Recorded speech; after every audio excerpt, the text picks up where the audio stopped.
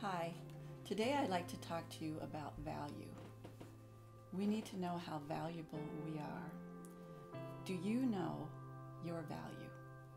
How we see ourselves has a huge impact on how we interact with others and the things that we do even while we're by ourselves when no one else is around.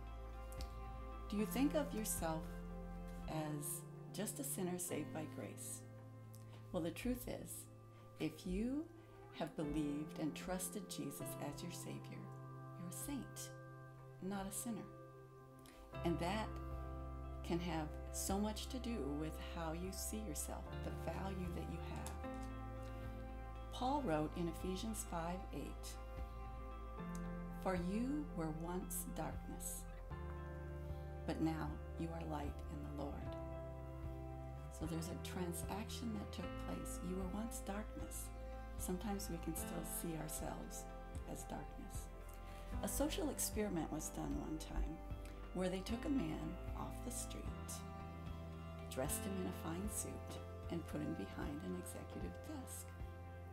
Well, suddenly he carried himself more upright, and he was able to converse more confidently with people than he had mere hours before, because he saw himself as more valuable, and he could tell in other people's eyes they saw him as more valuable. So how we see ourselves, and for that matter, how we see others, will affect our actions and our interactions. What we think about ourselves doesn't trump what God sees. I want to share a poem with you written by Myra Brooks Welch. "'Twas battered and scarred, and the auctioneer thought it scarcely worth his while to waste much time on the old violin, but he held it up with a smile. When am I bidden, good folks?" he cried. "Who'll start the bidding for me? a dollar, then two. Only two? $2, and who'll make it three? $3 once, $3 twice, going for three, but no." From the room far back, a gray-haired man came forward and picked up the bow. Then wiping the dust from the old violin and tightening the loose strings, he played a melody pure and sweet as a caroling angel sings. The music ceased, and the auctioneer, with a voice that was quiet and low, said, "What am I bid for the old violin?" And he held it up with the bow. $1,000. "And who'll make it two? 2,000. Who'll make it three?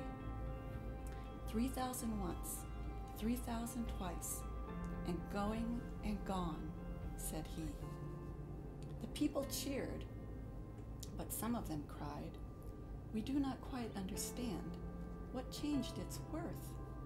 Swift came the reply, the touch of the master's hand. And many a man with life out of tune and battered and scarred by sin is auctioned cheap to the thoughtless crowd, much like the old violin.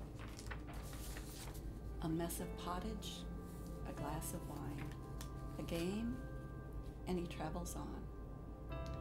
He's going once and going twice. He's going and almost gone.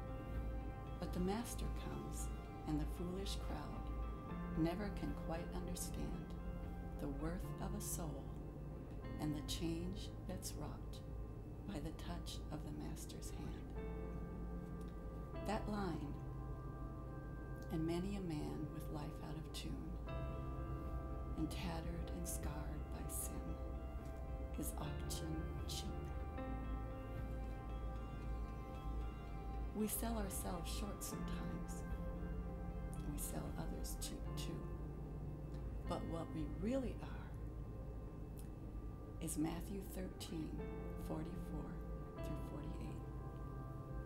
And this is where Christ is talking about, what is the kingdom of heaven like?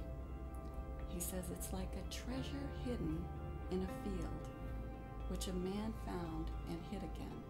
And from joy over it, he goes and sells all he has and buys that field.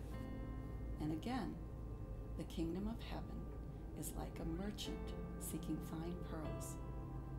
And upon finding one pearl of great value, he went and sold all that he had and bought it. For decades, I thought that's what I had to do. And it does cost us this. Sell it all and buy Christ. Sell it all, give it to Christ. But who actually bought? Who actually paid the price? Christ. Who really is the pearl? Who's the treasure in the field? It's you. It's me. Christ saw that in us. So let him revalue your life. If you're feeling undervalued, I guarantee you, it's just that you've got the wrong perspective. Even if you can be confused by the enemy into listening and believing that your life is so out of tune, it's battered and scarred, there's still healing. You are a pearl of great value.